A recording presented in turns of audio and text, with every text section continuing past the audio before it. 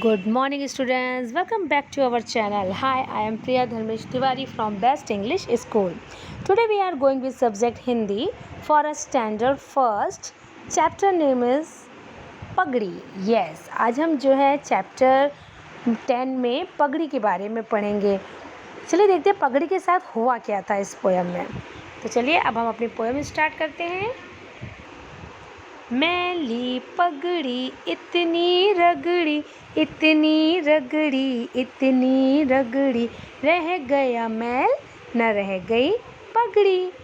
हट्टी कट्टी मोटी तगड़ी, मलकिन झगड़ी इतनी झगड़ी इतनी झगड़ी इतनी झगड़ी इतनी झगड़ी, तर गया मैल और तर गई पगड़ी. यस, पहले जब हमारे पास वॉशिंग मशीन वगैरह नहीं हुआ करती थी तो लोग जो है अपने कपड़े धोबी को धोने के लिए देते थे. ठीक है, और धोबी उन कपड़ों को धो के मीन्स गिन कर ले जाता था, गिन कर लेकर आता था और उसे उसके लिए पैसे भी दिए जाते थे.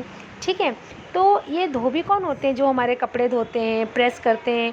और अभी भी अगर आप देखते होंगे, अगर मम्मा लोगों की जो साड़ी होती है ना, बहुत ही जो एक्सपेंसिव होती है, बहुत कॉस्टली होती है, तो वो क्या करती हैं, उसको घर पे नहीं धोती हैं. आपने माइंड किया होगा अगर. और ब्लैंकेट वगैरह जो होते हैं वो भी मम्मा लोग घर पे नहीं धो सकती हैं, तो उसको हम किसको देते हैं? वॉशरमैन को देते हैं. ठीक है, तो इस पोयम में वही चीज़ है कि ये जो हट्टी कट्टी मोटी तगड़ी मालकिन जो खड़ी हैं, उन्होंने इसको पगड़ी धोने के लिए दिया था.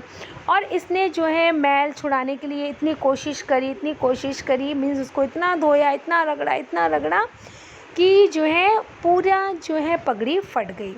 मैल तो नहीं निकला पर पगड़ी पूरी फट गई.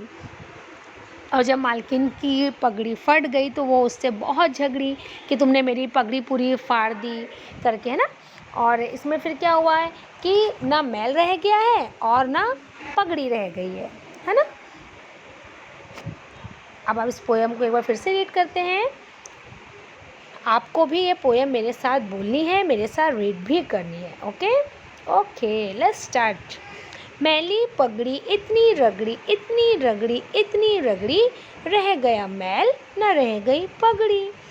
हट्टी कट्टी मोटी तगड़ी, मलकिन झगड़ी इतनी झगड़ी इतनी झगड़ी इतनी झगड़ी, तर गया मैल और तर गई पगड़ी. तो देखिए, आपको जो आपकी नोटबुक में जो है वर्ड्स लिखने हैं वो लिखना है मैली पगड़ी रगड़ी मैल. ओके, आपको क्या लिखना है? मैल. हट्टी कट्टी मोटी तगड़ी, मलकिन यानी कि जो जिसका सामान होता है वो उसके खुद ऑनर होते हैं. ठीक है, तो वो ऑनर कौन था? उस पगड़ी का ऑनर कौन था? ये मालकिन जी, है ना. आपको ये भी लिखना है, झगड़ी भी लिखना है. ओके, और आपको मैल भी लिखना है. तर गई, तर गई. ठीक है, तो इस जब आप ये वर्ड्स लिखेंगे तो आप इनको ऑब्वियसली कोशिश कीजिएगा कि मुझे पढ़ना भी आए. ठीक है, मैंने आपको जो है सारे जो मात्राएं होती हैं वो मैं आपको सिखा चुकी हूँ. तो in my point of view कि आपको इसको पढ़ने में दिक्कत नहीं होनी चाहिए, है ना. फिर भी अगर आपको कोई भी मीन्स क्वेश्चन हो, कोई भी क्वेरी हो, so you can write in a comment box. आप कमेंट बॉक्स में लिख सकते हो, है ना. तो चलिए, ये तो हमारी पोयम थी. आपको पता है ना कि पगड़ी के साथ क्या हुआ. पगड़ी को हम इंग्लिश में टर्बन भी बोलते हैं. क्या बोलते हैं? टर्बन. TURBAN. ओके, टर्बन इंग्लिश वर्ड है इसका, turban. Now we will do the exercise of this chapter. Go to the next page. If you have a text book you can open the page number 75. अब देखिए, जो पगड़ी रगड़ी गई थी तो पगड़ी को तो रगड़ के क्या हुआ था? फट गई थी. अब आपको बताना है कि इन चीज़ों के साथ क्या होगा. अगर हम इनको बहुत रगड़ते हैं तो क्या होगा. पहले तो आपको ये बताना है. देखिए, इन चीज़ों में आपको बताना है कि इनको अगर हम बहुत रगड़ते हैं तो क्या होगा. ठीक है, और इसमें ये लिखा है कि आपको इसमें जो ये एक्सरसाइज है इसमें आपको ये बताना है कि हम इन चीज़ों को किन किन चीज़ से साफ़ करते हैं. जैसे कि कागज़, तो कागज़ को हम किससे साफ़ करते हैं? रबर से, यानी कि इरेज़र, है ना. इरेज़र नहीं लिखना है क्योंकि ये इंग्लिश वर्ड है और हम जो है कौन सा सब्जेक्ट पढ़ रहे हैं? Hindi. So we will have to only use Hindi language. Okay. बर्तन, बर्तन को हम किससे साफ़ करते हैं? बर्तन को हम साफ़ करते हैं साबुन से। ये तो आपने सभी को देखा होगा, मम्मा घर पे काम करती हैं तो मम्मा को भी देखा होगा ना कि मम्मा बर्तन किससे साफ़ करती हैं? साबुन से। पत्ते, पत्तों को आप किससे साफ़ करोगे? यस, पानी से। हम जब पत्तों में पानी डालते हैं तो एकदम साफ़ हो जाते हैं, है ना? तो इसमें आ जाएगा पानी। जूते, जूते को हम किससे साफ़ करते हैं? ब्रश से। जूतों का ब्रश अलग आता है, आपको टूथ ब्रश से जूते मत साफ़ कर दीजिएगा। ओके। दाँत, दाँत को हम किससे साफ़ करते हैं? टूथ ब्रश से। ठीक है, ये तो सभी को पता है। मॉर्निंग में सबसे पहले हम यही यूज़ करते हैं ना, टूथ ब्रश। ठीक है, और जो जूते साफ़ करने का ब्रश आता है वो अलग आता है। ठीक है। नाउ अगर हम कागज़ को बहुत रगड़ते हैं, ठीक है, अगर वो पगड़ी को खूब रगड़ा गया तो पगड़ी क्या हो गई हमारी? यस, पगड़ी क्या हो गई? फट गई। अगर हम कागज़ को बहुत रगड़ेंगे तो क्या होगा? कागज़ फट जाएगा। कागज़ क्या होगा? फट जाएगा।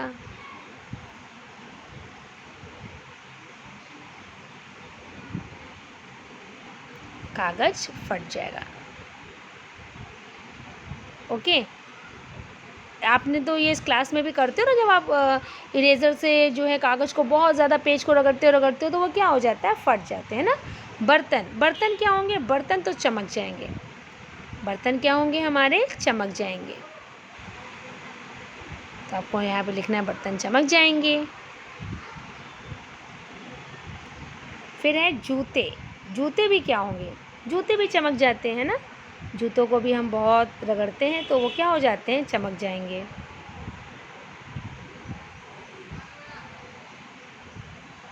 स्वेटर, स्वेटर क्या होगा? फट जाएगा। स्वेटर को अगर आप ज़्यादा रगड़ोगे तो वो फट जाएंगे।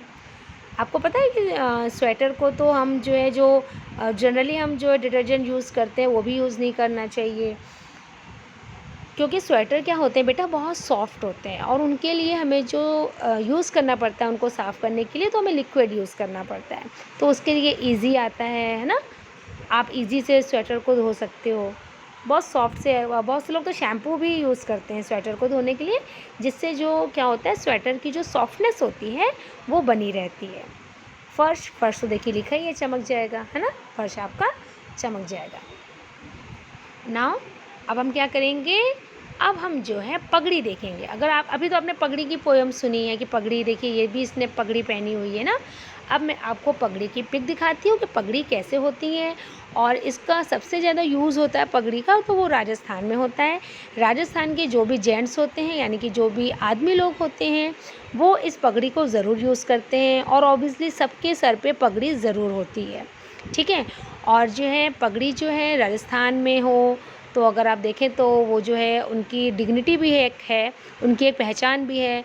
अगर बहुत से लोग पगड़ी अगर किसी के पैर पे रख देते हैं तो ये होता है कि उन्होंने अपना सब कुछ रख दिया, यानी कि जो पगड़ी है वो जो है एक डिग्निटी भी शो करती है। ठीक है। अभी आप नहीं समझोगे because you are so so so so so young. ठीक है, अभी आप बहुत छोटे हो, तो मीन्स पगड़ी का भी बहुत इम्पोर्टेंस है। पगड़ी भी कोई मतलब एक कपड़े जैसी चीज़ नहीं है, उसकी भी एक इम्पोर्टेंस होती है। तो चलिए, we won't waste our time and I will show turban. Yes, पगड़ी को हम क्या करते, पगड़ी को इंग्लिश में हम क्या बोलते हैं बेटा? टर्बन। Okay, TURBAN, turban. ठीक है, इंग्लिश में हम इसको टर्बन बोलते हैं। चलिए अब मैं आपको पगड़ी की पिक शो करती हूँ कि पगड़ी की पिक कैसी होती है, पगड़ी कैसी होती है ना। तो आप जो है उसको जब आप देखोगे तो आपको याद हो जाएगा, अरे हाँ मैम, ये तो मैंने देखा हुआ है। ये देखिए हमारी पगड़ी है रेड कलर में, कितनी सुंदर है ना, ब्यूटीफुल लग रही है एकदम। यस, इसका जो है शादी वगैरह में भी बहुत यूज़ होता है ना। आप कहीं शादी में जाते होंगे और आजकल तो जो दूल्हे होते हैं वो भी कहते हैं मैं पगड़ी पहनूँगा। ठीक है, ये भी देखिए पगड़ी है, ये देखिए पगड़ी, और देखिए इसको बच्चे ने भी यूज़ किया हुआ है, बच्चे ने भी पगड़ी पहनी हुई है। और ये देखिए इसमें कैसे सब मोती वगैरह लगे हैं पगड़ी में, है ना। तो ये जो पगड़ी होती है इसको हम क्या बोलते हैं? पगड़ी। ठीक है, तो आपको पगड़ी से इंट्रोड्यूस हो गया ना कि अब तो आपको याद हो गया होगा कि हाँ मैंने ये तो पगड़ी देखी हुई है ना। चलिए अब ये हमारा चैप्टर क्या हुआ है? ख़त्म हो गया। ओके, अब हम जो है नेक्स्ट वीडियो में मैं आपको इसके क्वेश्चन आंसर एक्चुअली बुक में नहीं दिए हुए हैं, मैं खुद बना के आपको उसका PDF सेंड करूँगी, तो आपको इससे रिलेटेड क्वेश्चन आंसर भी लिखने हैं। ओके ओके, ये सारे देखिए हमारे क्वेश्चन आंसर हो गए हैं, पोएम भी हो गई है हमारी। ओके, आपको जो है जो मैंने अंडरलाइन कराए हैं वो आपको आपकी नोटबुक में लिखने हैं। Okay, stay home, stay safe. With the help of this line I would like to pack up.